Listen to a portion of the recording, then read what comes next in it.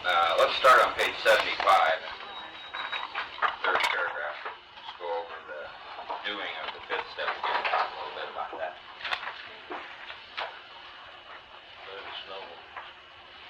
Okay. The second paragraph there on page 75 says, we pocket our pride and go to it. Did everybody do that? The fifth step? Eliminating every twisted character and every dark cranny of the past on the fifth step.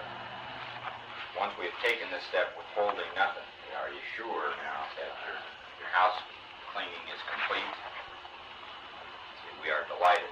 So these are some benchmarks and some things which should be beginning to happen in everybody's life if we have followed the directions and been thorough. We can look the world in the eye. What does that mean? Blame and shame and guilt and all that sort of stuff should begin to dissipate. There ought to be some noticeable results about that. We can be alone in perfect peace and ease without all that gotta get busy stuff that most of us have. That ought to start to dissipate. As our fears fall from us, have you noticed any lessening of fear since you've done your fourth and fifth steps? What we need to do, see, all of us, is to be looking at stuff in the book, checking our own experience. See, we don't want to be operating on wishes and dreams here. You want to have evidence that this is really the truth and beginning to arrive in your life. Okay, we begin to feel the nearness of our Creator. Anybody feel closer to God as a result of these steps? We may have had certain spiritual beliefs, but now we begin to have a spiritual experience. Everybody beginning to get a sense of the difference between believing something and knowing it.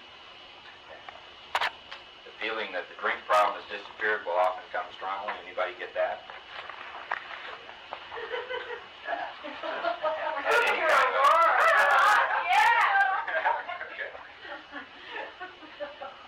That's real important. See, if you're going to be free, that's what it means. You need to be free so that you're not dependent on the meetings and people and therapy and self-confidence and this and that in order to keep yourself sober. See, the problem either it's disappeared or it's not. And so begin to look at that.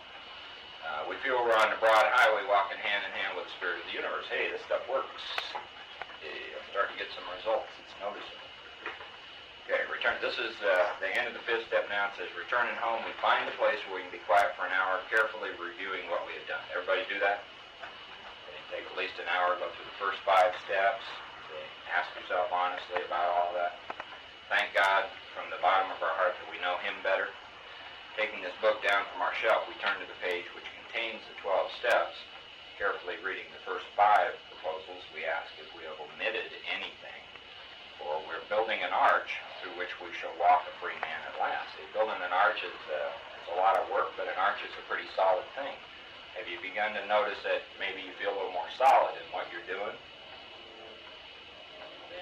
Not so shaky, not so much why daddy, what the hell's going on here, I'm not sure, that kind of stuff. You begin to feel like you got something that's going to work, is the truth. Okay, is our work solid so far? Did you ask yourself these questions? Are the stones properly in place? Step 1, 2, 3, 4, and 5. Have we skimped on the cement put into the foundation? Everybody remember what that was? The willingness to go through with it all? We tried to make mortar without sand. Were we leaving out any of the essential ingredients, such as honesty and humility and belief in the power of God and that kind of stuff? And these are all things that we needed to examine at the end of our fifth step, so that over on page 76, as we get into step 6, that first sentence makes some sense. It says we can answer to our satisfaction. Okay, see, and right here is where the responsibility really goes blam on a recovered alcoholic. Because all of us have some experience that we can deceive ourselves. We all have some experience that we can deceive others. And we all have some experience that others can't deceive us. Okay? So the only thing that's going to work at this point is answering these questions to our satisfaction honestly. You can tell somebody else you're satisfied, but what if you're not really? And that's what we all need to look at here. See, have I answered all of this to my own satisfaction?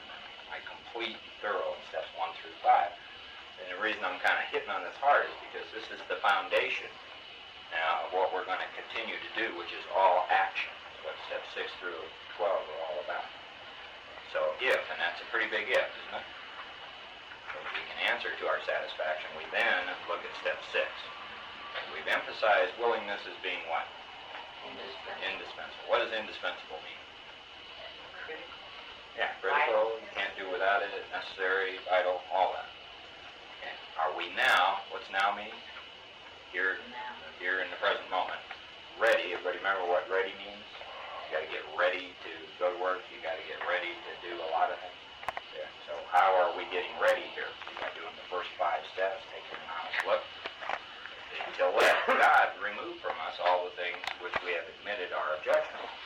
So we're going to take a little bit of a look at the things we have admitted are objectionable. And we're going to do that by going through step 6 and 12 and 12. And can he now take them all, every one? It's kind of a blunt question, and it would require a lot of what? Honesty. Willingness on our part. So if we still cling to something we will not let go, we ask God to help us be willing. So what I want you to notice is the chapter title over on the top of page 77. It says what? Into action. And notice that in step 6 here, in this one paragraph, they have 2 actions. See, one is, that we are willing to let God remove something objectionable from us. And they're going to give us an action to take at that point. And the other action is we're not willing. Okay? And if we're not willing, then they give us an action to take on something called not willing. See, and what's the action we take on not willing? See, we start asking God for willingness, not for removal. All right? See, so now you got 2 actions which cover all objectionable things in your life. See, and in both cases, what we need to do is to be into action. Unwillingness at this point, really isn't that big a problem. Where our big problem comes in is inaction. Or being dishonest with ourselves about something in terms of willingness. Yes, I'm willing for God to remove this, but I am. But deep down I'm really not. So now, I say a prayer, but I'm unwilling, so nothing happens. And now I get stuck. Okay? The other problem is, if I think I'm willing and I'm not really willing, then I can't be praying for willingness, can I? Okay? So either one of those 2 things is going to put me in a position of inaction. Okay? So can you see that? See that unwillingness isn't really the problem. It's perfectly okay to be unwilling as long as we're honest about it. See, where we're unwilling, we just ask for willingness, and at that point we're in action. See? And that means spiritual growth can continue. It's where we kid ourselves about willingness, and say that we are when we aren't. That no action happens. When no action happens, then this thing called I'm stuck starts to occur, and then crap starts happening in your life, and then you get a wet burlap bag and start beating out the forest fire, and you can never see what set the whole thing in motion, which was a basic, dishonest kind of thing that you're not even aware of, called inaction along the spiritual line. Can you begin to see that? Everybody? Okay. Right. So it's honesty about our willingness. Yeah. Whether we are willing or not willing. Yes, that's the key thing. And if we're not willing, we pray for willingness. Right. So as long as you're being honest with yourself, there is absolutely no need to beat yourself up about any unwillingness that you find. See, I had some stuff, especially sexual stuff, that came up in step 6. Major league unwilling. Okay? See, and what I learned was that the unwilling is not my problem.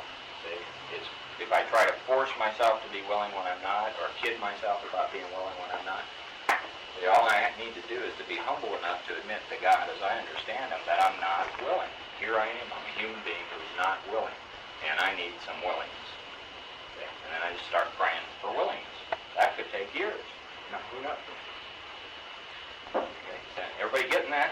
It's kind of a paradoxical thing, a flip-flop. It makes you begin to realize that step 6 and step 7 are not about being perfect. They are about being human. Okay? Just accepting your humanness right where you are, being okay with that. Okay? And not beating yourself up. Okay? Not being full of self-pity and guilt and remorse and all that. See, because that stuff doesn't work. Those are just shortcomings. We need to accept ourselves exactly as we are. So everybody in here did a 5th step, right? not a saint? Is everybody real clear that you're not a saint? Cool. See, no problem. See, don't beat yourself up about being not a saint. See, the point here, if you remember in the first paragraph of how it works, it was honesty, honesty, honesty. If willingness is indispensable, then we need to be honest about the whole issue of willingness as we get into the more vigorous action. So, everybody see that? Okay, so now we're going to go over to step 6 in the 12 and 12. And we're going to read this whole thing. And I don't generally do a lot of 12 and 12 stuff in book studies, but step 6 is sometimes kind of hard for people to grab hold of. So we're going to go over what Bill says here. So the exact words of the step are, we're entirely ready to have God remove all these defects of character. What's the difference between being ready to have God remove them and being ready to do it ourselves? God might have a chance. Yeah, that's true. Have you ever noticed in whatever efforts you have put into changing your own life that you always have an agenda? See, I'm going to work on this, and then I'm going to work on that. And then I'm going to work, and it's kind of like this thing that we set up automatically, and I'm going to work on my procrastination, and then my anger, and then I'm going to do something about my fear, and on and on. See, and that's a totally self-determined thing. See, that's not by any means God's plan for the removal of anything at all. See, we don't know that. See, we just assume, that we know the best way to remove things and the best order in which they should be worked on and all that. Can you see that in your own experience? See, almost all of us have been through that kind of stuff. See, did it work? Getting back into self-will again. Right. Yeah, totally self-willed kind of thing. Mm-hmm. It's all based on an assumption of power. And we ought to be getting pretty clear by this point that we don't have power over our character defects and our shortcomings.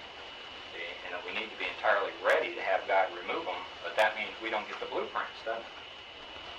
Who's in control of this change process, this removal process, us or God?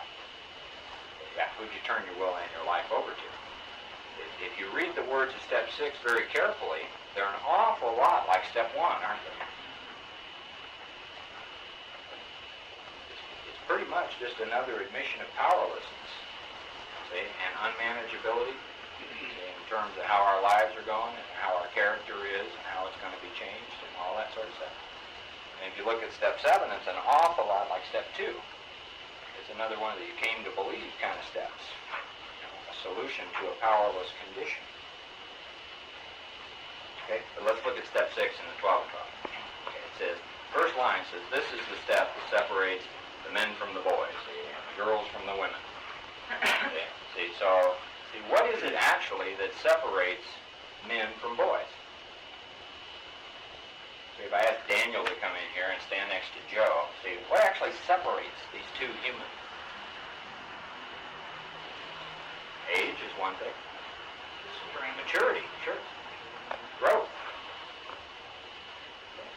That kind of stuff. See, so what's step 6 about? See, maturity, growth, change. What is the last thing any of us really is into doing?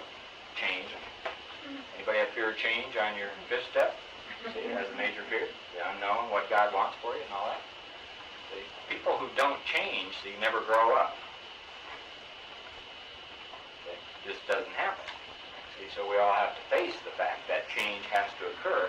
And that's why he says this is the step that separates the men from the boys. That's why you see so many people in AA are still, acting like children in many cases. Fighting and arguing and running riot, see, out of control. See, because they've never been willing to change. They've never been humble enough to change. Okay, so step 6 sounds like a pretty heavy-duty deal, doesn't it? See, when you start to think about it, if the word amend down 3 steps from where we are means change, see, can someone who hasn't changed run out and change or fix the relationships in their life? An unchanged person can't make any amends. They can go out and slap a few apologies and some Band-Aids on the problems in their life. But that's about it. No change. See? And most of the time what happens, see, when we do that is people go, yeah, right. I've heard this before. Because they don't see any change. It's not real. It ain't genuine. See, they can't tell. They just hear the words again. So this is the step that separates the men from the boys. See, we're either going to change or we're not going to change. Okay, so we can't change ourselves, so who we got to be ready to have changes? See, God, as you understand it. See, in the preceding 5 steps, see, if you're getting some results, you got to be beginning to be aware that God definitely has power to do this. Everybody seeing that? See, definite results can happen. God definitely has power to do it. And the only thing that prevents it from being done is our own either dishonesty or unwillingness, and that's it. Change can and will occur, see, for anyone who literally is seeking it, asking God to do that. But that means the agenda is not ours. See, the methods are not ours. See, that takes some humility, right? Okay, so this is a step that separates the men from the boys. So declares a well-loved clergyman who happens to be one of AA's greatest friends. I think that well-loved clergyman was Sam Shoemaker. Everybody know who that is? One of Bill Wilson's good friends and one of the founders of the Oxford group in New York. Okay, he goes on to explain that any person, see, would that include the women? Any person capable of enough willingness and what? What have we just been talking about? 15 minutes. Willingness and honesty. Capable of enough willingness and honesty to try repeatedly. See? So what you want to do is be chronic on step 6, see, over and over. See, to try repeatedly, step 6, on all his faults, see, without any reservations whatever. Okay, has indeed come a long way spiritually, and is therefore entitled to be called a man or a woman. And see, the way Bill writes this, see, you can kind of like, sort of like a Medal of Honor. See, he's not kidding. See, he's entitled to be called a man, a grown-up, an adult, whatever you want to call it. See, who is sincerely trying to grow in the image and likeness of his own Creator, God, however you understand it. To me, that's always been a very, very heavy-duty sentence. Yeah. It says own Creator in there. That indicates that there's maybe more than one. Well, it could say that. The way I read that is just God as you understand it. Okay. Of course, the often disputed question of whether God can and will, under certain conditions, remove defects of character will be answered with a prompt affirmative by almost any AA member. But remember, this was written in 1952. I doubt that sentence would apply too much to a lot of the groups we have today. To him, this proposition will be no theory at all. So anybody who's worked the steps, nothing theoretical about that. It will be just about the largest fact of his life, that God can and will bring about the major changes in our life. He will usually offer his proof in a statement like this. Sure, I was beaten, absolutely licked. My own willpower just wouldn't work on alcohol. Change of scene, the best efforts of family, friends, doctors, and clergymen got no place with my alcoholism. I simply couldn't stop drinking, and no human being could seem to do the job for me. But when I became willing to clean house, and then asked the higher power of God as I understood it to give me release, my obsession to drink vanished. It was lifted right out of me. In AA meetings all over the world, statements just like this are heard daily. Remember, that's 1952. I don't hear much of this stuff anymore at all. It is plain for everybody to see that each sober AA member has been granted a release from this very obstinate and potentially fatal obsession. So in a very complete and literal way, all AAs have become entirely ready to have God remove the mania for alcohol from their life. And God has proceeded to do exactly that. Having been granted a perfect release from alcoholism, why then shouldn't we be able to achieve by the same means a perfect release from every other difficulty or defect? One of the things we've seen in the book up to this point, see, about discovering a solution to all of life's problems. It's been mentioned 2 or 3 times. See, this is a riddle of our existence, the full answer to which may be only in the mind of God. Nevertheless, at least part of the answer to it is apparent to us. When men and women pour so much alcohol into themselves that they destroy their lives, they commit a most unnatural act. Defying their instinctive desire for self-preservation, they seem bent upon what? Self-destruction. Okay. So, as we go through this, I'm going to write some of these things up on the board, and just so you can get a sense of how to take the stuff that you find apart. Defiance, he just mentioned. Self-destruction. Anybody see any of these on your list?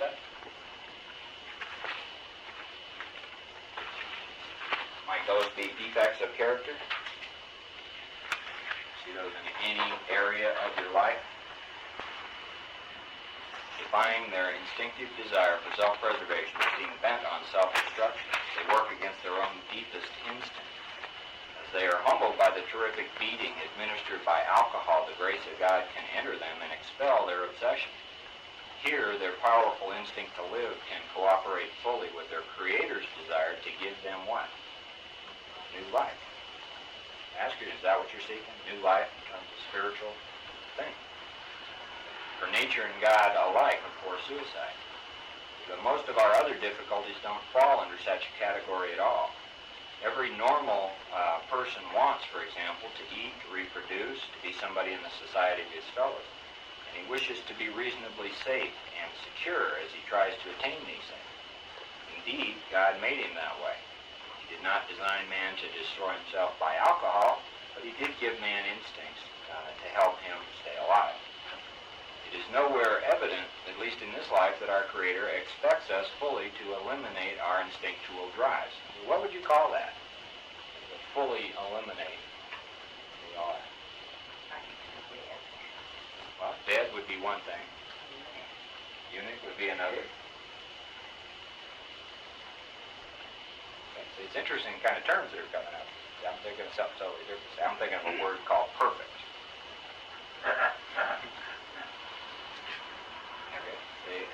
You gotta ask yourself, have you ever gotten a mailgram from God that said, "It is my express wish that you be perfect"?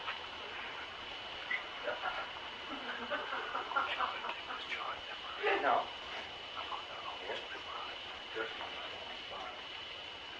So far as we know, it is nowhere on the record that God has completely removed from any human being all his natural drives.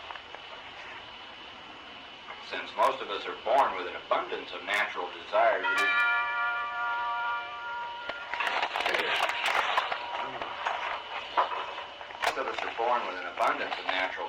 it isn't strange that we often let these far exceed their intended purpose. Find any of that kind of stuff on your fifth step, especially in column 4 and the sex inventory. When they drive us blindly, or we willfully demand,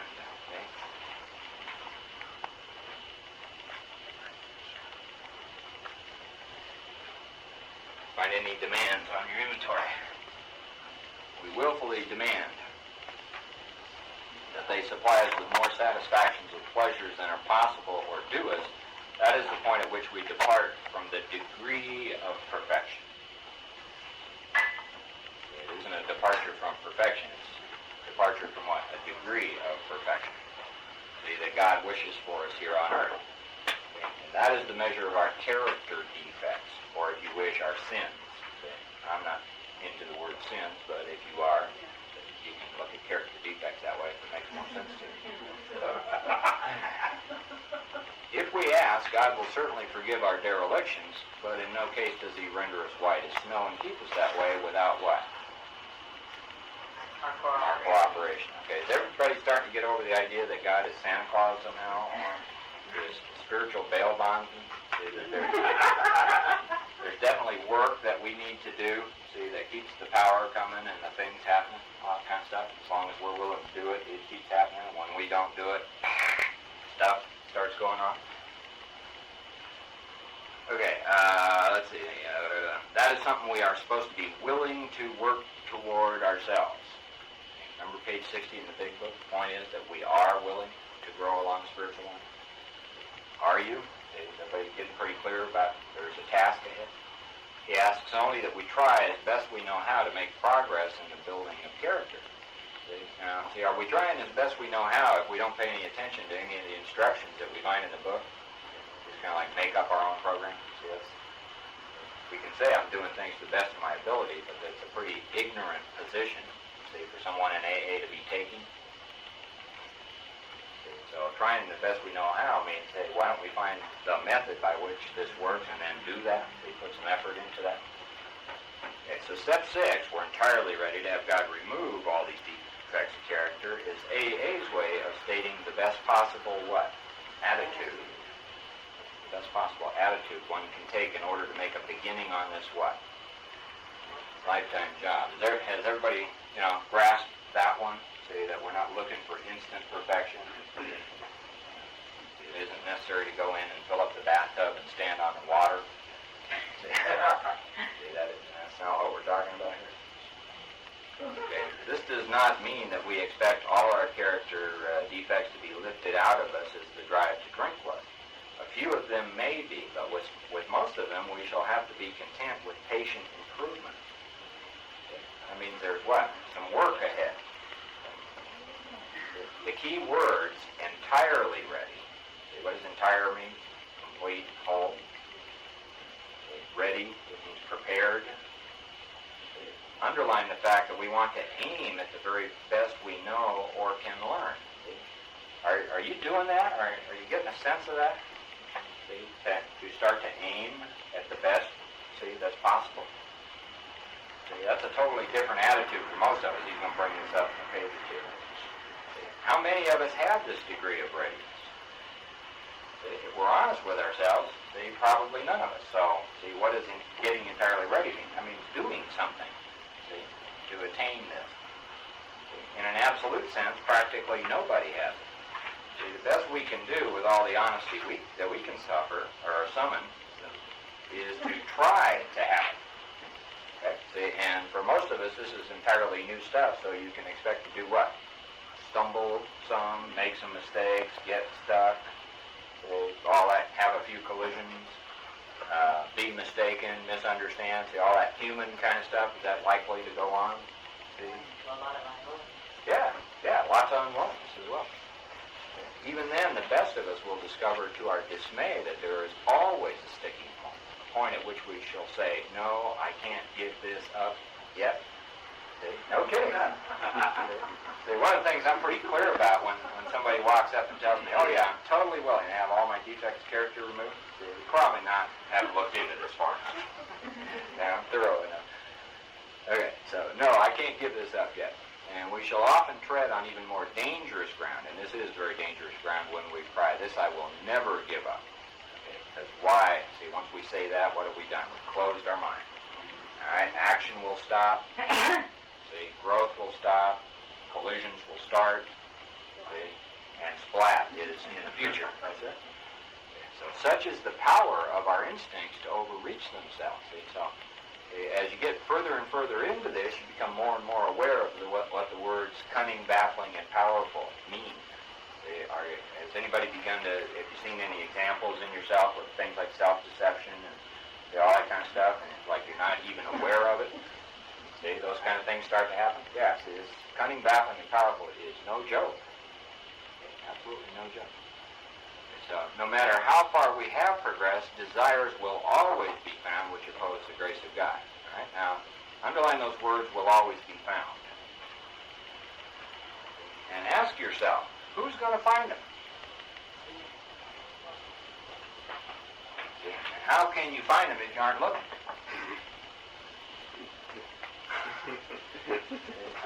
It's true that even a blind hog gets an acorn once in a while, but the assumption here, see, is that we are taking our inventory, see, and that we have begun to be aware. See, and see, desires that oppose the grace of God have a term. What do we call those? Self-will. Okay. What does self-will produce? Collisions. See, so one of the easiest ways to begin, see, to take our own inventory, it's really 10th-step stuff, which we haven't gotten into yet, is just notice if you're having a collision. Okay.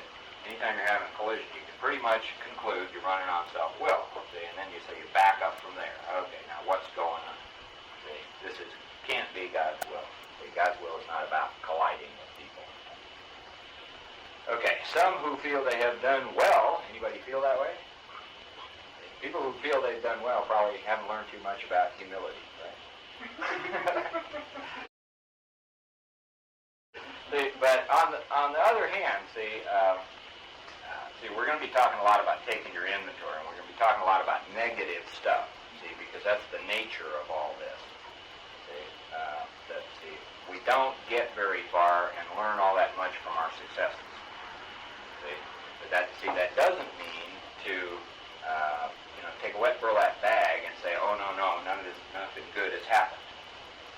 Okay? See, you need to be just as honest with the good results that come your way, which will, see, as well as with the stuff you need to take your inventory on, see, and learn from. Okay? See, it isn't any more honest to walk into an AA meeting and say, oh, nothing's happened, and that. See, when God literally is working in your life, see, and your obsession to drink has been removed, and you really know that you're set free and that this stuff works. See, it's not all that honest to go in a meeting and say, I don't know nothing about the program. Just here. That's it. So when good stuff comes your way, you got to be honest about that too. Okay. See, one little word of caution is don't hang on to the good stuff. Anybody tried that yet? You ever notice how good stuff kind of evaporates the minute you put your arms around it, start trying to hug it? Okay, everybody clear about that? See, there really are two sides, but see, just because of the nature of the things that we're going to be talking about, we're going to be talking about a lot of negative stuff as we go through the steps. How to take your inventory. See, we're not looking to inventory our assets, because I hope everybody's getting the idea that where you learn the most is from mistakes and character defects, all that kind of stuff. Okay. So some who feel they've done well may dispute this, so let's try to think it through a little further. Practically everybody wishes to be rid of his most glaring and destructive handicaps. Everybody find a few glaring, boombox kind of things that, no one wants to be so proud that he is scorned as a braggart. See? Pride is what? Character defect. In religions it's called a sin. So he's mentioned pride. No one wants to be so proud that he is scorned as a braggart, nor so what? Greedy. Okay, so you might notice that something is beginning to be shared here about different kinds of character defects. Greedy, that he's labeled a thief. No one wants to be angry enough to murder.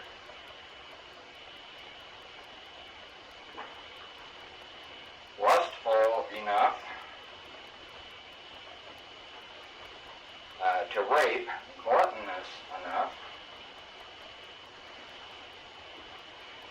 to ruin his health.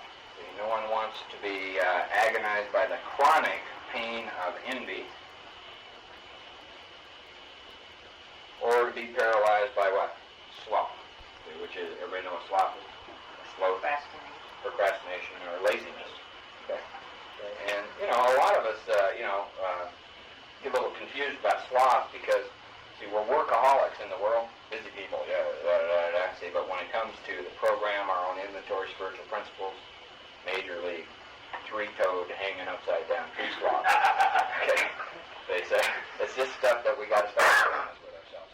See, so what did he just do? He just gave us a list of the seven, what's called the seven deadly sins, see, or character defects. It says, of course, most human beings don't suffer these defects at these rock-bottom levels. Okay, see, so the major handicaps that come out of these, see, what he's saying is it doesn't take a whole lot of spiritual growth, see, to stop doing those things, see, and to be willing to stop doing, I think I'll stop raping. So we who have escaped these extremes are apt to congratulate ourselves. See, and this is a trap. So we start going, hey, something's working, and we stop working. So, yet can we? After all, hasn't it been self-interest, pure and simple, that has enabled most of us to escape? And so, once again, the program isn't selfish, but isn't it, a survival instinct on our part, realizing that we're doomed, that got us doing this in the first place? Okay? So you start looking at that, and you go, well, maybe I'm not such a spiritual giant after all. Okay? Not much spiritual effort is involved in avoiding excesses which will bring us punishment anyway. Is that pretty clear to everybody? Okay. Not too hard to do those kind of things. See? But when we face up, remember the word face from page 64? When we face up to the less violent aspects of these very same defects, then where do we stand? Okay, see, and that's what he's going to start talking about now, and that's what we're going to look at in step 6. See, what we must recognize now, see, is that we exult, see, in some of these defects. Everybody know what exult means? It's to love and to cherish something. See, to really, wrap your arms around it and go, mine, see, that kind of stuff. See, pretty cool? Okay, see, let's all read the next sentence together out loud. We really love them. See, a denial of that, see, is one of our problems. No, I don't really love this shit. See, but, oh yeah? See, so we need to be honest with ourselves. So you might find that you do.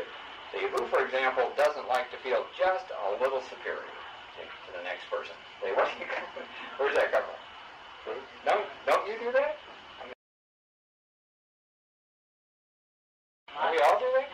Just a little bit. Just a little more spiritual. I just got better programming on, cool. Okay? See? Or even quite a lot superior. I bet he was laughing his ass out when he wrote this. Okay. Isn't it true that we like to let greed masquerade as ambition? See, and then we don't have to face, see, that it's really greed. See, nobody likes to admit they're greedy. I don't know if in the book study you guys were in, I told you the story of the resentment I had with my Aunt Goldie. This lady has dominated my life ever since I was a kid. She's a very wealthy woman and knew how to use it. And she was quite kind to my family. My folks were alcoholics, and a lot of times, we didn't have food and shoes. And, my aunt would always jump in there. There were always strings attached to everything. And so I grew up with this major resentment. See, and about 40 years of collision with her. See, and, you're out of the will, you're in the family, you're out of the will, you're in the family kind of stuff that goes on. And these fights would go on for years and years and years. So you take my inventory, and I do all this kind of stuff, and I admit all the resentments, and and I get over it, and most of my resentments were gone, but not that one. And I was like, what is this? And I was reading this one day, and it occurred to me that the real basis of the resentment I had for her over the years was this thing about an inheritance that was supposed to come my way out of, their wealth. Okay, and so I couldn't ever, break free because they might really cut me out of the will. And underneath all of this stuff, all the tap dancing that I had done, and the dishonesty and my anger and all that, was my own greed. And it had been there most of my life. If you've ever seen those old Perry Mason shows, about half of the old Perry Mason mysteries were about greedy relatives murdering somebody who pissed them off to get the inheritance. Yeah, and usually part of the story was, these people just wouldn't damn die, see, and leave the money. And so, here comes the nephews and all that, see, and they nail them. See, and that's really where I've been coming from. See, and as soon as I realized that, faced it, see, my own greed was really the source of my resentment with her. That resentment was removed immediately. See, when I saw the root cause of it. And I had never copped to that. See, I was just never, ever admitted things like greed and jealousy and that sort of stuff in my life. See, so getting down to the root of these things is really important. It sets you free from a lot of stuff. Okay, so isn't it true? It's a question. How are you going to answer it? That we like to let greed masquerade as ambition. See, it's convenient. It means we don't have to really look, see, at what's going on with us. Okay? To think of liking lust seems impossible. I don't like that. Okay? But how many times men and women speak love with their lips and believe what they say? Okay? Important sentence there. Believe what they say. Okay? So that they can hide lust in a dark corner of the mind. I love you forever, baby. Okay? And lots of romantic rituals and all that kind of stuff. Okay? Really coming out of lust. Okay? That's tough for a lot of us to face. No, I'm this romantic person, I'm just this, that, or the other thing. Lust. Wow. Can you face that? Okay, and even while staying within conventional bounds, many people have to admit that their imaginary sex excursions are apt to be all dressed up as dreams of romance. It's really interesting. See, there, a lot of people, you ask them about a porno shop, for example. See, what do you think of pornography in adult bookstores? Oh, horrible, horrible, horrible, horrible. See, you walk in their house, and here's these Harlequin bodice ripper romance novels, see, which are what? They're softcore porn. See, and Cosmo magazines with tits hanging out, and see, there's all this okay kind of stuff, and that's bad. See, what's it all based on? What is all of it based on? See, do we really have a right to feel a little superior to other people and look down our nose at them and all that kind of stuff? Just some things that you can start looking at. So you start to see this in terms of character defects, see? Just based on what you saw in your fifth step. Okay, self-righteous anger. This is my favorite. See, also can be very what? Enjoyable. See, have you ever enjoyed your self-righteous anger? Just take a look. See, most of us, I've got it right. Even some anger is justified, healthy. See, I'm dying, but it's healthy. Believe me, my husband had a heart attack.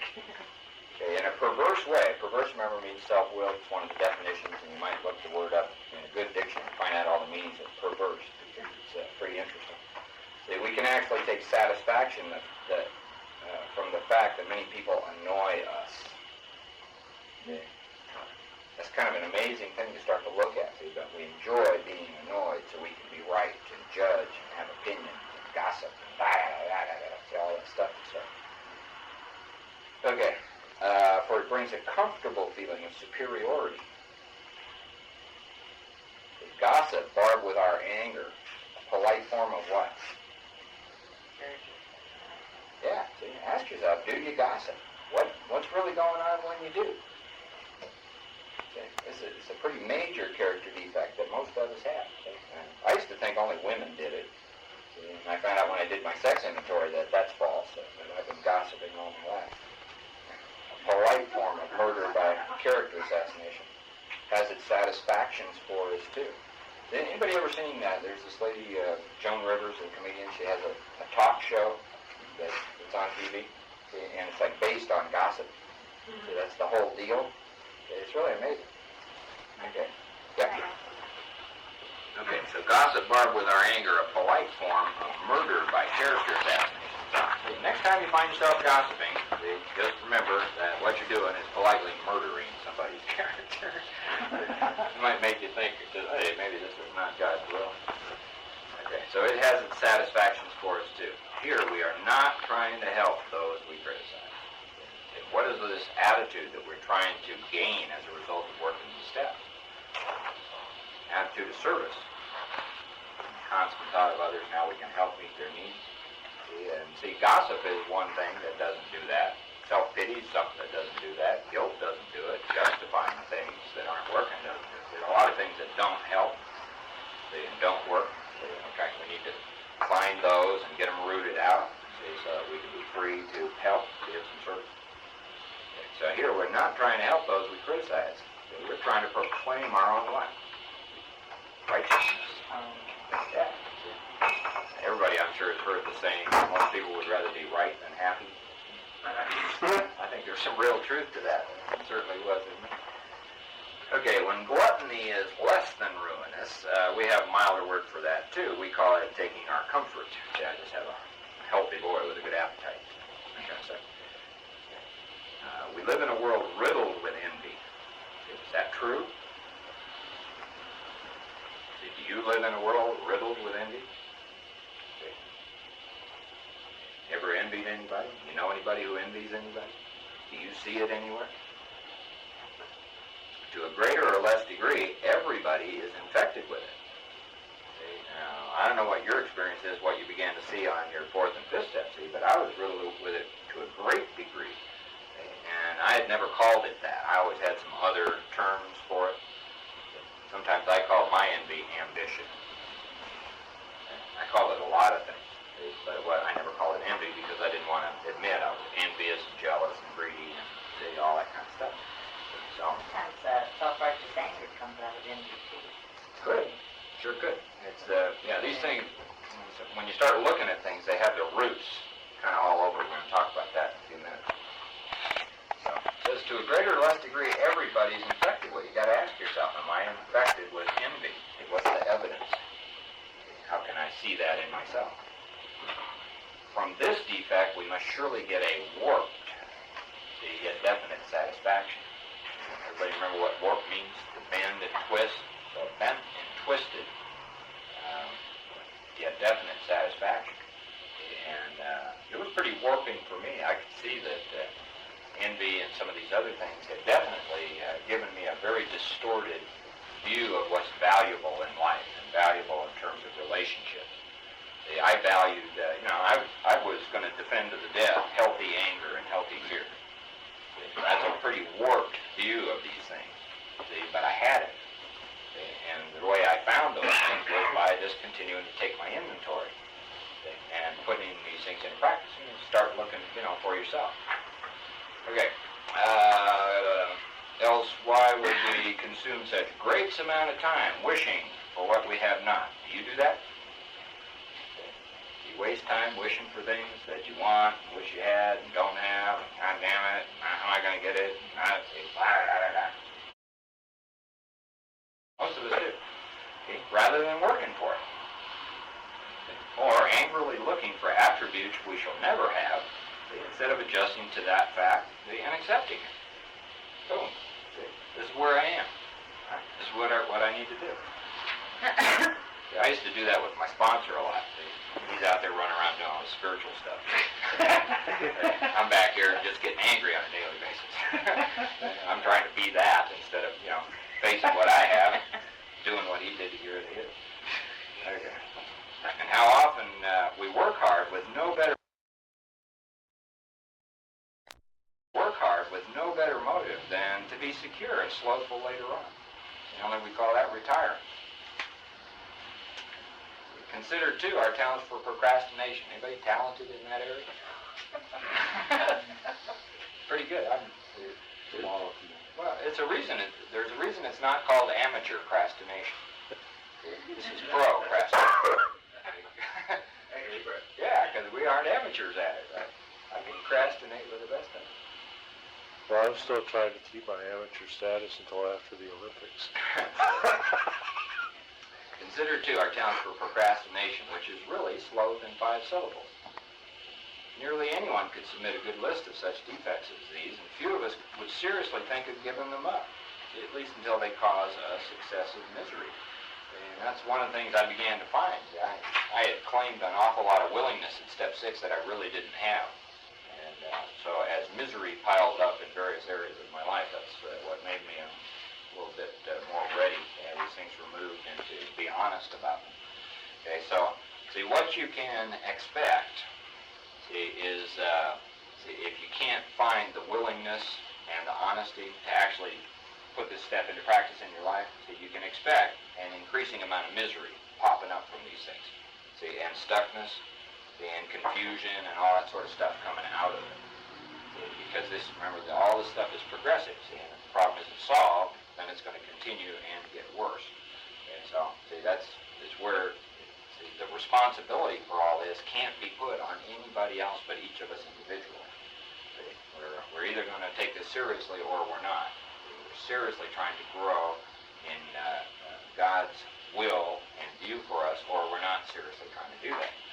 See, we're deceiving ourselves or we're not. See, it's a very simple thing to look at, but it's a tough bullet for most of us to bite, because nobody can do it for you. See, there's nothing here that money can buy.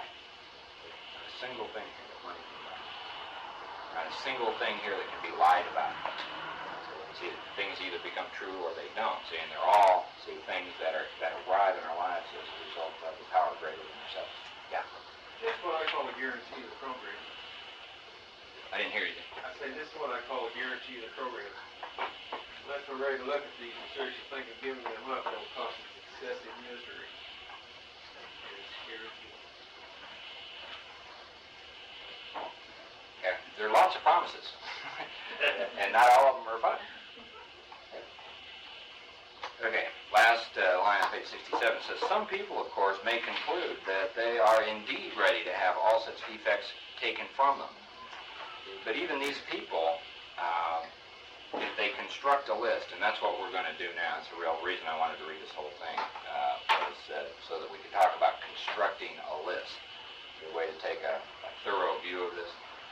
If they construct a list of still mild defects, see, we'll be obliged to admit that they prefer to hang on to some of them, see, and it may be most of them. See, but remember, unwillingness is not the real problem.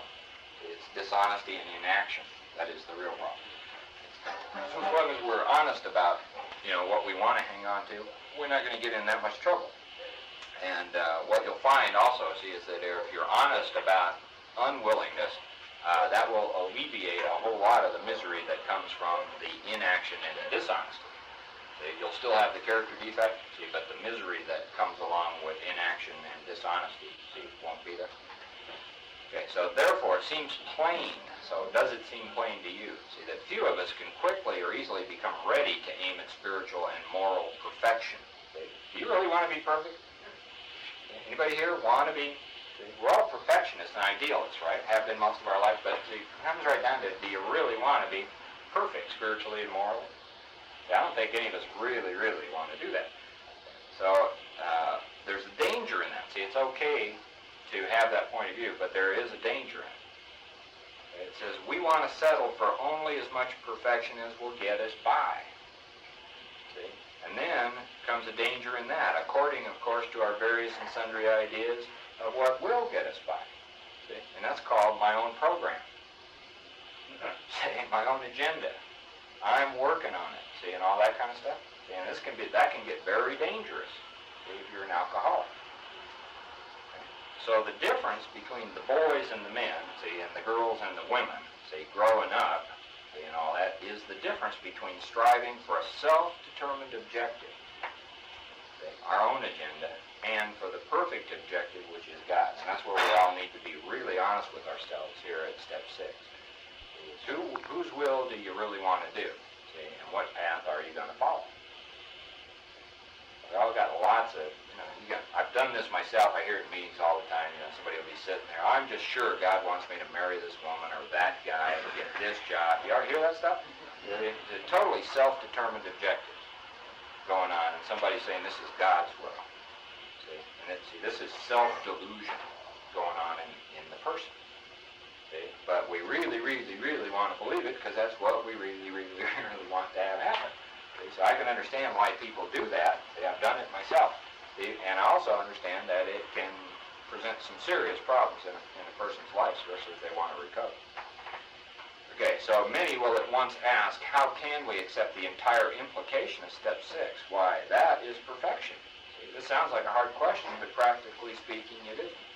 The only step 1 where we made 100% admission we were powerless over alcohol can be practiced with absolute perfection.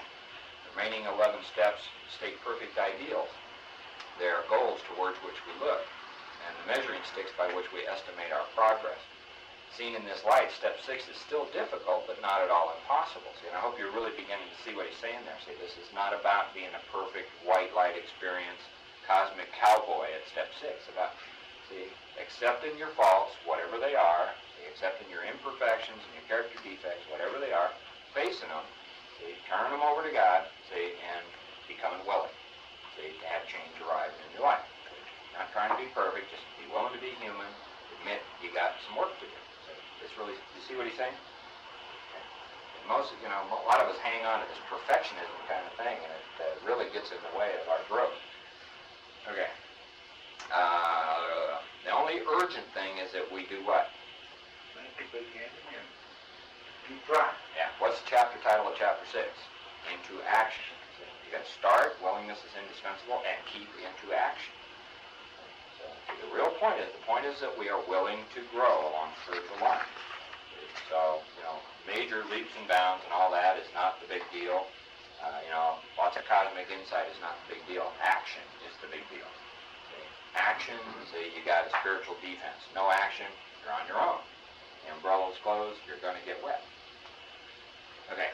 If we would gain any real advantage in the use of this step on problems other than alcohol, we shall need to make a brand new venture into what? Open-mindedness. See, a lot of us hang on to the idea that dealing with our feelings and self-control and self-esteem and love and little children within is going to solve the problems of these character defects. What's your experience? Does it? That stuff does not solve these things or remove. Okay? We need a brand new venture into open-mindedness. We shall need to raise our eyes toward what? Yeah. Toward perfection. It doesn't say we need to be perfect. We need to raise our eyes toward perfection. Okay? And be ready to walk in that direction. Say, are you? See, these are things that you need to be asking yourself when you're taking an honest look at it. It will seldom matter how haltingly we walk. The only question is, are we ready? Are we willing? Are we going to do it? Okay. So notice how he says in a bunch of different ways. See, it's really the action that you take and the willingness that's important. Okay. Looking again at those defects we are still unwilling to give up, we ought to erase the hard and fast lines that we've drawn. Okay. Perhaps we shall be obliged in some cases to say, this I cannot give up yet. But we should not say to ourselves, this I will never give up. Okay, so I love that line, especially when I was first into Step 6, because there were a lot of things. It was real clear to me that I couldn't or wouldn't even consider giving up. And so that's what I said. I just said a prayer about it. I'm trying to be honest with God and anybody else that was involved. And I am not willing here, see, but I'm not going to say never on it. Okay? But today, no way. Maybe tomorrow. And see, that's good enough. See, it was good. See, willingness came. So let's dispose of what appears to be a hazardous open end we have left. It is suggested that we ought to become entirely willing to aim toward perfection. We note that some delay, however, might be pardoned. That word, in the mind of a rationalizing alcoholic, could certainly be given a long-term meaning. See, like next lifetime. Or 3 lifetimes from now. Okay, he could say, how very easy, sure, I'll head toward perfection, but I'm certainly not going to hurry any. Maybe I can postpone dealing with some of my problems indefinitely. Maybe, maybe not. See, of course, this won't do. See, that's a kidding self-delusion that's going on. Such a bluffing of oneself will have to go the way of many another pleasant rationalization. So you might ask yourself if you have any number of pleasant rationalizations, see, that excuse you from spiritual action. See, do those things just kind of pop up, get believed without any, real honest examination? At the very least, we shall have to come to grips with some of our worst character defects and take action toward their removal as quickly as we can. And see, for some people, I hope that you're all beginning to do a lot of work with others, or at least starting to, see, and you really begin to be aware, see, of the absolute necessity of this in somebody's life. See, they ain't got 90 meetings, see, to go to. See, they're probably not going to make it 3 months. See, they need to be into action like right now, yesterday, day before yesterday. See, some of the people, see, that walk into your life, see, needing some help, see, they don't need it in 90 days, and they don't need a hug, so they need action going on, boom. See, RFN. And this can get real critical, real serious, real fast. And one of the things I found in myself is that, see, as long as I was willing to excuse myself from spiritual work, see, I was willing to give everybody else a break on it too. And I was unwilling to tell people who really needed to be told the truth. See, and that was coming out of, see, because I couldn't tell it to me. So if you find, you might look for that. See if you find that in yourself. It's real hard to carry the message to somebody at any point where you don't have it. Okay, the moment we say no, never, see what happens? Our mind's closed. See, boom. Okay, see, and this is where things can get real dangerous if you're really an alcoholic. So the moment we say no, never, our minds close against the grace of God. Okay, see, and that is the problem. See, you're no longer spiritually fit. At this point, see, you can deal with feelings, discuss your problems, you can announce you're an alcoholic, you can write an inventory, you can do anything. No God, see, you're in danger. Okay, right, does everybody see the criticality of that one? The mind's closed against the grace of God. Delay is dangerous. Let's all read the rest of the sentence together. Rebellion may be fatal. See, rebellion is, pretty common island for most of us, and in terms of recovery, it can be a pretty good thing. But rebellion against God's will for us and spiritual growth, is not a wise course of action for any of us. Literally, when you ever get the idea, I go along, and here I got these clear-cut things I was supposed to be doing, and I'd get a pleasant rationalization that told me I didn't need to do it, and then shit would start happening in my life, almost immediately. Bam! Okay. And then I'd start saying, well, God's punishing me again, for not. God's not doing that. It took me a while to catch on to that. I live in this world, where I'm selfish and self-centered, and it never was God punishing me. God will help me and protect me along the way. It's like a big umbrella. And all I got to do is keep the umbrella open and keep walking, and I do all right. As soon as I close the umbrella, I get wet. And then I blame that on God. Like I'm getting punished. It's not God. He's not saying that God is going to kill us for closing our minds. God doesn't do that. That's just the price we pay in this world that we're living in, that operates on spiritual laws. If I'm selfish and self-centered, I get my chain yanked real fast. And you may too. In Sacramento, we call that a short leash. Any of you ever had a dog, you tie him up in the backyard, long rope, and he goes and runs around a tree, and within about 5 minutes, it's like this, and he can't go anywhere. That's what happens to an alcoholic running on self-will.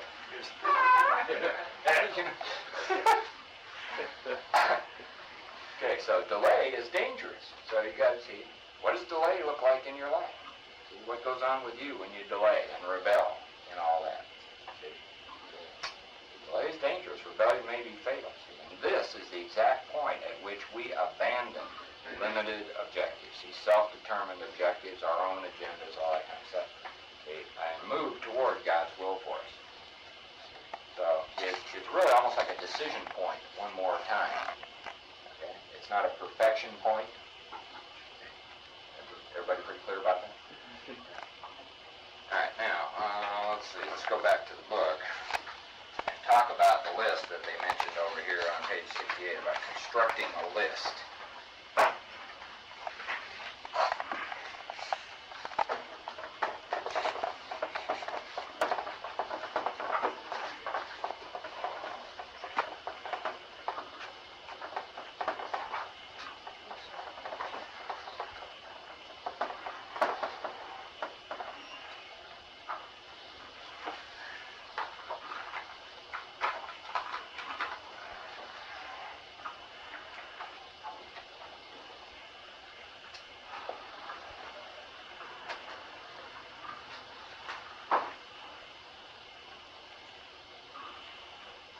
If anyone needs to listen, that's right around that corner there and see that article.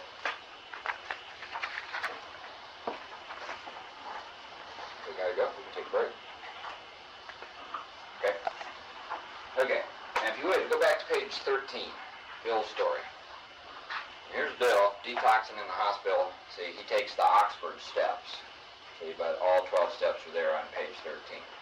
If you go to the second, towards the bottom of the second paragraph, where it says, my newfound friend, became willing to have my newfound friend, take them.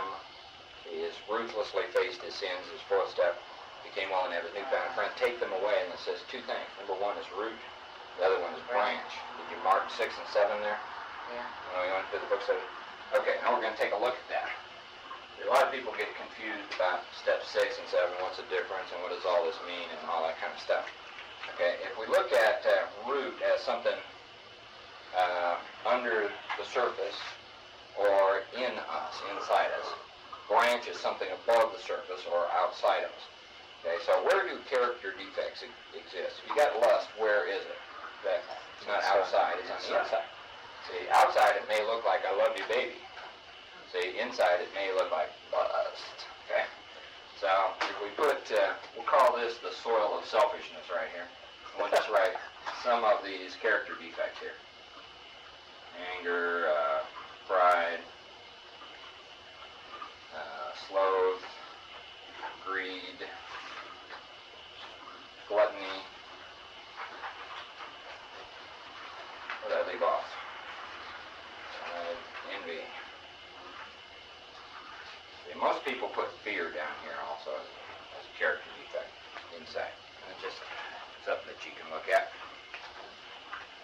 Okay, so here are the roots, see, inside of me. You know, something that, these are my character defects. They are here. See, I'm beginning to see that by doing my fourth and fifth step. Okay. And now out here in the world, see, people, see, as well as myself, can tell that I have character defects. See, not because they can see inside, but they can see what's coming out of them. See, what's branching out or growing out of my character defects. So let's say I've got a character defect called I lie. Okay? Here's a little flower of lies right here. Alright, now what character defect might lying have as its roots? Pride. Pride, sure. No doubt about it. Okay, so pride could be the root of lying. See, I don't want people to know what's really going on with me, the kind of guy I really am. I got this act of pretense running on. See, so I'm lying about it. See, but I've lied as a result of lust. Yeah. And I have lied as a result of my anger. Okay? So one kind of a shortcoming can have its roots in a lot of different kinds of character defects. See, and this is something that I had never quite understood before I took the steps. I thought just about everything could be traced directly to one or another character defect, see, but not so. All right, what's another shortcoming that a human being might have? How about gossip? Gossip's a shortcoming? Okay. Where would it have its envy? Where's envy in this thing? Okay. Anger? Pride? Okay. Fear? Lust? You bet. Yeah, definitely. Okay. See, so the roots of these things, see, can spread out. Things can get very tangled, and a lot of that kind of thing. Beginning to see that. All right. Now, did any of you find that, as it said in the description of the actor on page 60 and 61, see that we have some pretty good traits like modest, self-sacrificing, gracious, kind, all that. Did you find that you may have some character defects that look good? Okay. Like there are, see, kindnesses that I've done in my life that came directly out of pride, directly out of lust. See, that's why I bought the flowers. See, that's why I told the truth. See, sometimes, you know, there were things I did that looked pretty honest to other people. The absolute only reason I did that was out of fear. But nobody else knew that but me. See, so there are times I've been generous to other people. See, I liked having people think I was generous. Oh, he's generous to a fault. He'll do this, he'll do that. See, directly, see, out of pride. At its roots. See, so there were even good-looking kind of asset sort of things in my life, see, which were really shortcomings. And when you'll see when we get into the 7-step prayer, how you know, the word, the prayer, the good and the bad. See, I'm offering it all, the good and the bad. See, and I didn't really understand the prayer until I started to look at this. So some of the seeming nice, generous, keen kind of I love you kind of things in my life, see, really had the roots in my character defects. See, I couldn't even be kind sincerely. I couldn't even be generous sincerely. See, I couldn't do something for somebody else sincerely or unselfishly because it was coming out of here and what other people would think and how I wanted to appear and all that kind of stuff. Okay, see, so you see that there might be a whole lot of these things, see, all of which can have their roots in various places down here. Okay, this is inside, see, this is the manifestations, see, of what's going on inside. Okay, does that make sense, everybody? Facebook talks about that a lot when they talk about our seemingly harmless motives. To me, that seems like the same to me as motives. Okay, so now what we want to do in step 6, first thing I want you to notice in the top of page 76 is that there is no instruction to write anything there. And you don't see a form there, do you? Page 76, first paragraph where they talk about step 6. There's no 2-column form. There's no instruction to write anything down. It's not a clear-cut direction out of the book. Therefore, what I'm about to show you, you don't have to do. See, this is just a way that I suggest to the people that I work with, See, to become clear about the things that are being talked about and what's objectionable about them and how they get in the way of our spiritual growth and service and all that kind of stuff. See, so just want you to realize that this is not in the book. It's just something that you can do if you want to do it.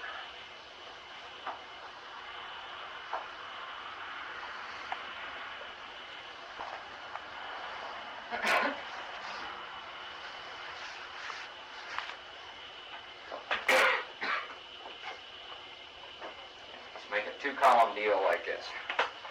This is pretty simple, doesn't take a lot of paper, and doesn't take all that much time. That it'll show you a lot. Can you see that, Bob? No. Right, left-hand column is character defect, right-hand column is shortcoming. Okay. Can you guys see red if I write them right?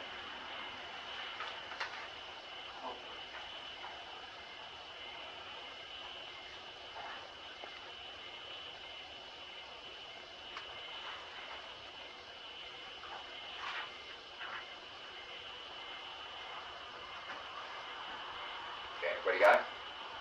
Alright, now, we'll just take the character defects that we found in the 12 and 12 and add fear to them. And take them one at a time. We'll start with pride.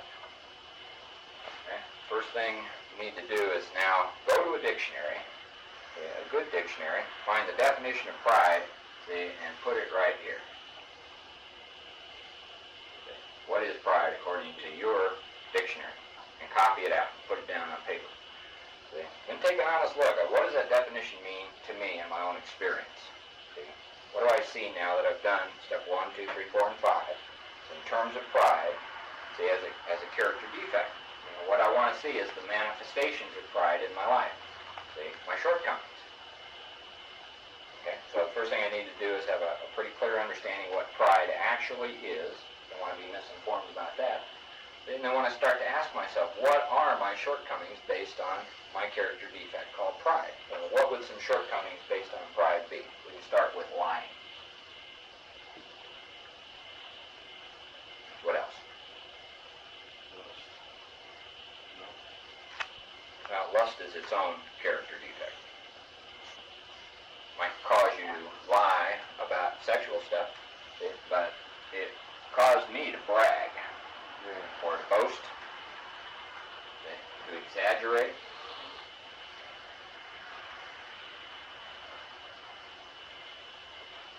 Not speak up. Fear of looking stupid here. Sure.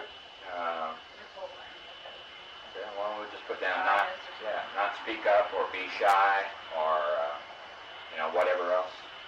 You can call it a bunch of stuff. That's a good one. Sure. Lying by omission? Huh?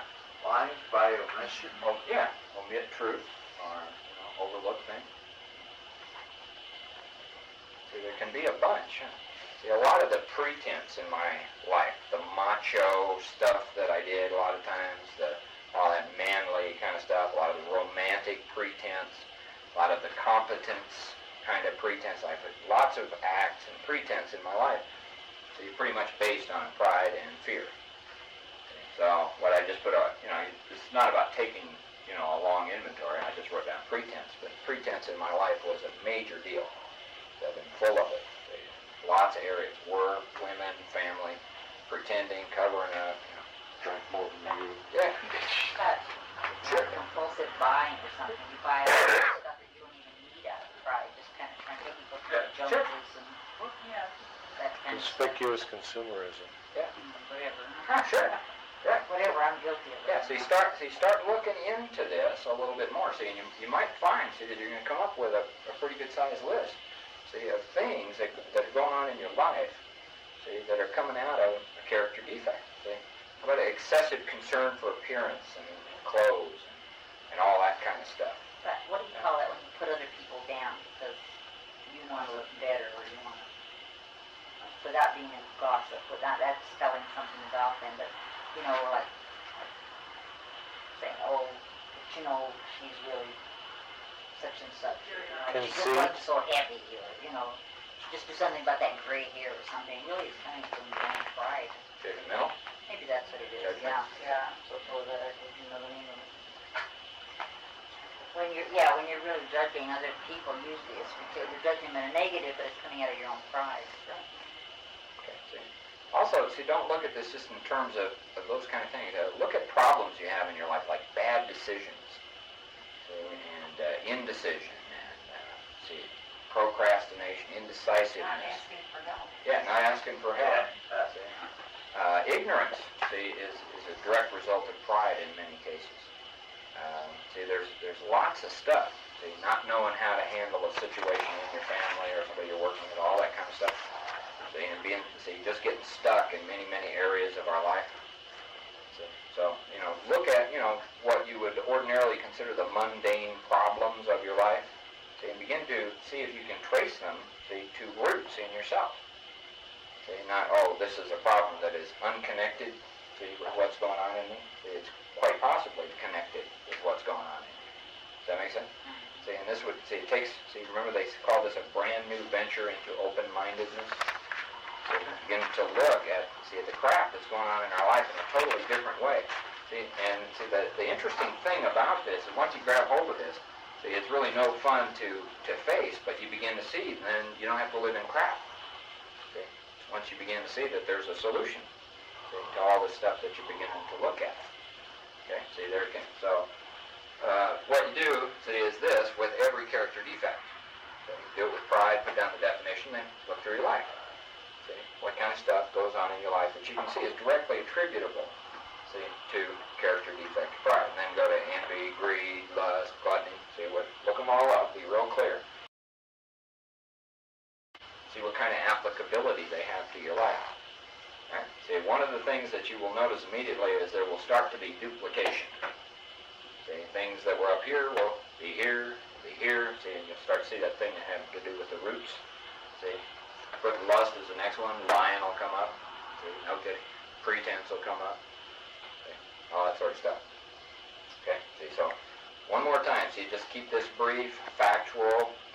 You're not looking to write War and Peace again or redo inventories or anything. See, this is just, looking to see, if you just look at the list that we got here, which is just a few things, and ask yourself if any of that has gone on with you. Now, if it does go on with you, would that get in the way of practicing spiritual principles? Would it get in the way of your relationship with God? Would it get in the way of being of service, to other people in Alcoholics Anonymous and in your families and your relationships and where you work and your other affairs in life? And you really begin to see what they're talking about in terms of how objectionable, this stuff really is. How it's literally, boom, obstacles that are in our path. And as long as they stay there, and as long as we have pleasant rationalizations, it's no big deal, they're going to stay there. And then every time something comes up, where that's in the way, you can't be of any service because it's in the way of stuff. Okay, does that make sense? Okay, now one more time I want to remind you that, the words construct a list aren't in the big book, they're in chapter 6 of the 12 and 12, so that's where this whole idea came from. It's simply a way to help you look a little more closely at what step 6 and step 7 actually mean. It doesn't say to do it in the big book. If you don't want to do it, you don't have to. Okay, I want to take a smoke break. I was wondering. Some stuff that you can start to look at and to begin to notice how your life goes and what relationship character defects have to problems and things in your life. One of them Joe mentioned during the break was can't accept a compliment. You ever had a problem with that? Can you see how pride might have something to do with that? As somebody compliments how you dress, this old rag. This is nothing, See, great meal, it's nothing, I just threw it together. See, is that a form of dishonesty? See, that kind of stuff? See, quite often it is. See, and I missed that one. What's the one of dishonesty? somebody says, hey, this food is great, it's nothing, it's just this, and I just threw this together here. Slave all day over it, try to, worry about it for 2 days. Somebody eats it, says it's good, you go, it's nothing. See, it's not an honest thing that is happening. A lot of us have trouble accepting compliments, letting people, say you're doing well or whatever. What's the flip side of not being able to accept a compliment? Having trouble accepting criticism. Yeah. Even when it's constructive, somebody, who knows something, trying to help you. Or even if they're not trying to help you, but it's true. Say, blam, see a collision quite often. See, that comes out of pride. See, those things, my pride really had a lot to do with my ignorance of spiritual things. The more I looked into this, the more I could see how that was so, how closed-minded I really was to a lot of things that came my way and things that I ought to be looking into and I don't, and how pride has a very big hold on me in that way, and how it can really keep me stuck. Some other things I wrote up there is don't listen. You ever find yourself, looking somebody in the eye and nodding your head, but loading up something else, not listening to what they have to say? It's very important, especially if you're going to work with other alcoholics, to become a good listener. In order to be listening, you can't be full of pride and loading up and have a closed mind and a bunch of opinions and judgments. You can see how that would get in the way of being of service to people, and how it would affect your work life and your family life and relationships and all that kind of stuff. So that can be, not listening was one of the major shortcomings in my life. And I really didn't even notice that I couldn't do it until I tried to do it. I began to see how much noise was going on in here, and I really did need to rely on God to help me do something about that. So I could start to listen to what other people were actually saying, even if I didn't like them. Even if I didn't like hearing what I was hearing. I needed to hear it and to learn and to start taking my own initiative. So that can be a pretty major shortcoming. So if you got that one, that's something that needs to be solved. Assumptions. This is not assumptions into heaven. It's from the word assume. Do you find that you assume a lot of things without examining them? Assumptions are beliefs and prejudices of all kinds. I assume that somebody's going to be one way or another. I assume that they're going to be someplace at a certain time. I assume that they're like this, that, or the other thing. I assume a job is going to be... I got all these assumptions. And quite often these assumptions are strictly based on my pride, sometimes my fear, sometimes some other things. And then when my assumptions prove to be something other than the facts in a situation, I get angry and I get selfish and I get collisions and a lot of stuff starts to happen. If I'm assuming somebody is going to, think I'm the world's greatest guy and they don't, this stuff starts, all that. Where's that come from? See, these are things that I had never considered had anything to do with character defects. And a lot of this stuff I would never even have called it a shortcoming. Stealing, that's a shortcoming, but not expectations and assumptions and all that sort of stuff. Okay, the next one is expectations. There's lots of forms of that. You ever daydream and fantasize and philosophize and a lot of those kind of things. Do you see a lot of expectation in that? Does that ever get you in trouble or cause you unhappiness, get in the way of your relationships with other people, get in the way of being of service? Something doesn't live up to your expectations of it? That would always piss me off. This ain't right. Okay? People pleasing. Most of us have a problem with that one. Where does that come from? Is people-pleasing an honest position for a human being? Generally not. But I would die for other people's approval. Pats on the back and other folks telling me how well I was doing. Aren't you good? Aren't you wise and wonderful and smart? I just, yes. Flattery, on and on and on. But, Does that come from not having any pride? You need to please other people to feel good about yourself? well, that's what I thought until I really looked at it. Well, yeah, that's my experience, but it could be different from you, or in your experience. So it's just something that you really need to look into.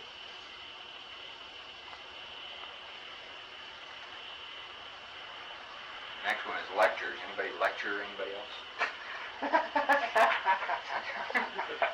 Somebody under it. Yeah. I just, went back in my own experience, all the times I've been lectured and what goes on in me when I have been lectured. And I began to notice how much I would lecture other people on their shortcomings and faults. And I've been doing that all my life. What must go on with them when I do it to them? See, it's probably something similar to what goes on with me when they do it to me. And this is a pretty unworkable thing. One of the things that the book says, if you remember on page 18, where it's given the qualifications for a sponsor and what works in working with others. See, one of those is no lectures to be endured, no attitudes of holier than thou. See, no being superior, I'm better than you. See, do it my way, you dumb shit. See, all that sort of stuff. Lecturing, opinions. Anybody opinionated in here? See, a lot of us, we carry these opinions around. We never examine them for the truth. We're just right. Tons of real right opinions that don't work. Same thing with judgments, snap judgments on all kinds of things. The worth of things, and the value of things, how people are, and all that kind of stuff.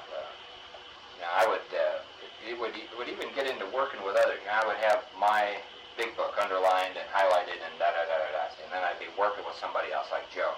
See, we're sitting there going through the book, see, and every time we get to something I have highlighted, I start pounding on Joe on that sentence, or that place that made a big difference to me. Never realized it might not mean shit to him, but the next sentence I didn't highlight is the one he needs to hear. See, but he ain't going to get it because I'm pounding on, I've got made this judgment that what he needs to hear is what I needed to hear. See, what he needs to look at is what I needed to look at. See, and that's quite often not the case. See, that was my opinion, my judgment. It had nothing to do with relying on God and trying to be of service to Joe. So, this stuff, see, infected service in Alcoholics Anonymous as well as all the other areas of my life. So you start to just begin to look and to notice that stuff. See, and the more you find, see, the more it's going to produce this thing called humility. See, we realize how deep the roots are and how complicated and paradoxical it all is and how much work is necessary and how it's really going to take a power greater than ourselves to begin to even solve the problem. Okay? And that's the real purpose of step 6 and 7. See, the change that needs to be produced really based at its root is humility. Humility means an awareness of one's defects and an absence of pride. This kind of discussions, see, no basis to understand really what it is that we're talking about. That we're on a path and, moving on down. Okay. Does everybody understand this thing that I got up there? Could I add one to assumption? I just thought of that one. When you assume that because you've been in the program for a little while, which really comes from pride, that you don't have any more work to do. There's no Sure. more work to do, Good. or something like that. We're even thinking about other people. So I know about that. Yeah. So now I'm just sold in the program. I don't know if any of you have had any attacks of spiritual pride yet, but this can really grab you by the throat. Early on, you remember, are you familiar with the history of AA at all? That Bill had the spiritual experience. He worked for 6 months, he and Evie, in Brooklyn, and he was dragging drunks off of bar stools and out of the Bowery and off the street, and his wife was cooking, and they were sleeping on the couches, and mayhem and all kinds of stuff was going on, and he was absolutely unsuccessful in working with all those people, and he began to get very discouraged about his lack of success. He was trying to give them a spiritual solution when they didn't understand the problem. And it was Dr. Silkworth who finally set him straight on, you have to make them feel hopeless, recognize the hopelessness of their condition before the spiritual experience they will be appealing or look like a solution to it. Okay? So, very similar thing happened to me as I was going along. They had all these major results and neat things were going on, and nobody would listen to me. And I was just working like crazy with all kinds of people, and nobody's doing it. See, and I began to get this fuck up attitude. If they want to get well, then they can just damn sure do what I did, and hell with it. See, and I'm just going to walk over here and be, Mr. Spirit. And I started to get this real attitude, see, about newcomers and people in AA and all that kind of stuff. See, and finally, I just caught myself doing that one day, and I went, blam. See, this is nothing more than pride going on in who the hell am I to say, there's nothing to be learned by working with these people? And, who am I to be, demanding the blueprints and the results and, see, all that kind of stuff. See, but I had my own agenda, judgments and full of opinions and all my own character defects and shortcomings, and I was just laying them on newcomers. See, left and right, I couldn't figure out why they were going like this. So they didn't want any part of it. Yeah. One of the things, as far as listening goes, is an old Indian saying, my tongue will make me deaf. And boy, I didn't listen to that until I was able to do that inventory that made, that as long as I was talking, I wasn't listening. And it's incredible that all the stuff that I could have learned, that I can allow myself to learn before coming to the program. I know exactly what you're talking about. Dude, I'm sure there's a lot more that I've done for years and years, stuff that I've never heard, or anybody's never heard. Even the day I used to hear it. as I went along, the more I learned and grew spiritually, stuff that my sponsor had told me 2 years, 3 years previous, suddenly would go, oh, that's what he meant. I thought I understood it back then. I didn't have a clue. Just what we talked about. Just like a time bomb. Oh, how could I have missed that one? Pride.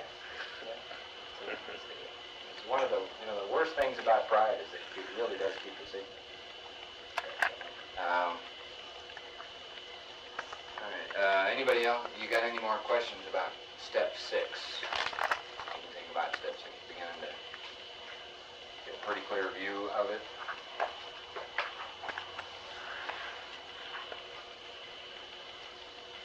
I wish you could go through all those 7 deadly sins like you did pride. Just brainstorm and come up with one more. Okay, well, what we can do is, if you'll all make your list this week,